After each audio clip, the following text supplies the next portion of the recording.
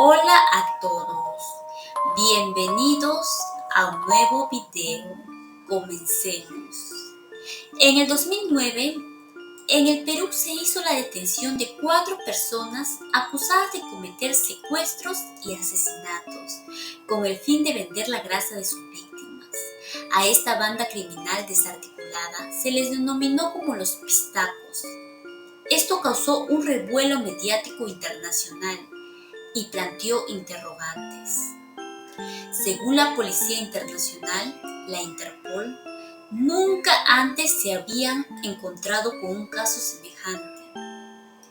Según la policía, los detenidos secuestraban y asesinaban decenas de campesinos en los departamentos de Huánuco y Pasco, presuntamente con el fin de vender su grasa en el mercado negro para la fabricación de cosméticos.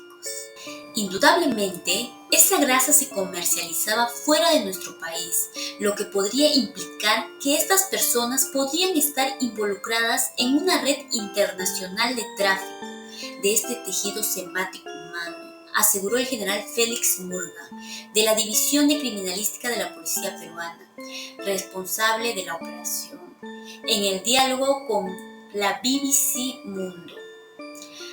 Por versión de los propios detenidos, han indicado que se les compraban para hacer cosméticos y medicinas. El valor que le daban era de $12,000 el litro de grasa, y cada litro pertenecía a una persona. Los pistacos, conocidos en el sur andino como los nácaj, o caricari, como se le conoce en la zona aymara del altiplano del Perú y Bolivia, es un personaje fátido del imaginario popular que goza de impresionante representatividad entre las diferentes culturas sociales y étnicas del Perú. La palabra quechua, pishtat, significa cortar en tiras o en trozos. El pistaco lo que hace es matar a sus víctimas a fin de extraerles la grasa para venderlas a terceros o utilizarla con fines medicinales, industriales o técnicos. En los escritos del siglo XVI se encuentra el personaje del pistaco con una fisionomía decididamente europea. Los indios tenían la creencia que los españoles habían sido enviados a este reino para recolectar la grasa de los indios y curar enfermedades para la cual no existía cura. En el siglo XVII, los misioneros betlemitas, mientras de la única orden que se fundó y extinguió en América, fueron asesinados en el Cusco por sospechar que los betlemitas degollaban a los enfermos para sacarles las enjundias y hacer manteca para las boticas de su majestad, y los enterraban bajo las esquinas de la iglesia del Cusco. Otra versión del hecho sugiere que un sacerdote de la misma orden fue asesinado en Ichu, Puno, debido a que muchas personas habían desaparecido de la comunidad. Ellos fueron robados por el padre, luego degollados, y les traía la grasa de sus cuerpos. Durante la época colonial y el virreinato, el pistaco ha sido identificado como un colonizador de piel blanca que asalta principalmente a indios que se encuentran solos en un camino aislado o solitario. También que el pistaco es un monje español que durante el día catequiza y en la noche extrae la grasa de los nativos para curar las llagas de los castellanos. Los pueblos indígenas amazónicos asocian estas actividades con la aparición de seres sobrenaturales que procuran matarlos, ya sea robando sus fuerzas de vida o introduciendo sustancias patógenas en sus cuerpos. En la década de 1980, en el marco de los agresivos proyectos de colonización deforestación y construcción de carreteras impulsados por los gobiernos de Fernando Belaúnde y Alan García, circularon en la región amazónica una serie de historias sobre pistacos y pelacaras, personajes con apariencia de gringos que, según se decía, mataba a los indígenas para extraer su grasa o su piel. Los efectos de estas historias fueron particularmente alarmantes entre los shipibos. Hace mucho tiempo, conversando con un sobreviviente al pistaco, nos contó que cuando era joven le obligaron a trabajar en un hacendado. El dueño era un gringo, es decir, un extranjero, que imponía miedo, ya que se trataba de un pistaco.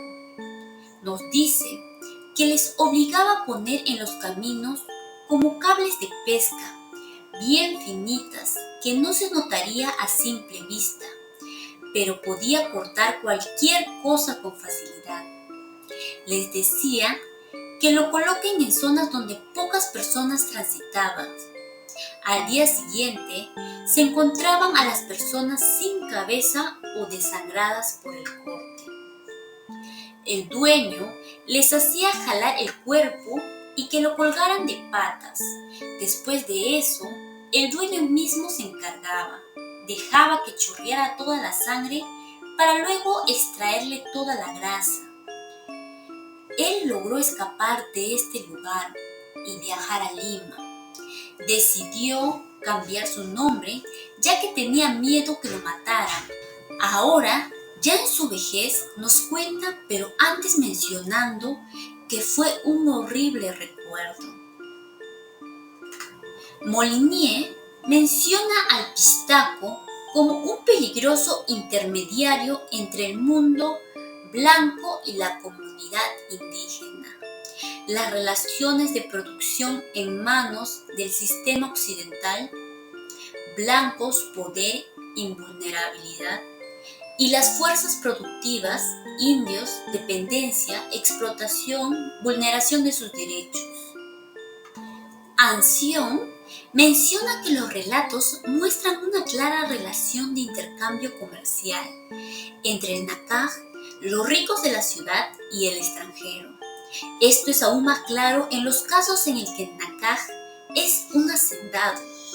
El pistaco aparece en forma crítica cuando la tecnología o el mundo de vivir foráneo se acerca de modo irreversible y acelerado a la comunidad, y cuando ésta es sometida a presión externa.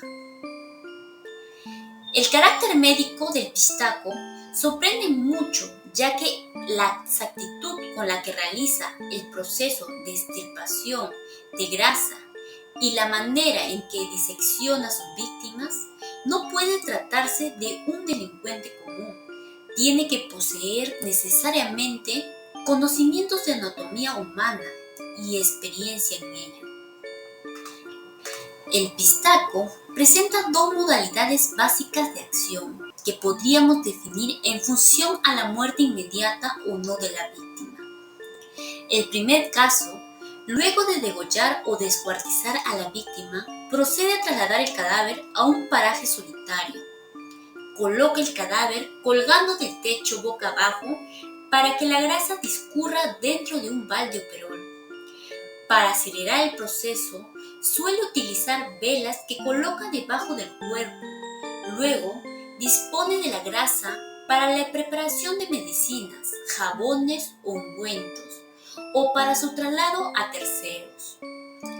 En algunas versiones se utiliza también la sangre y no se menciona lo que se realiza con el cuerpo.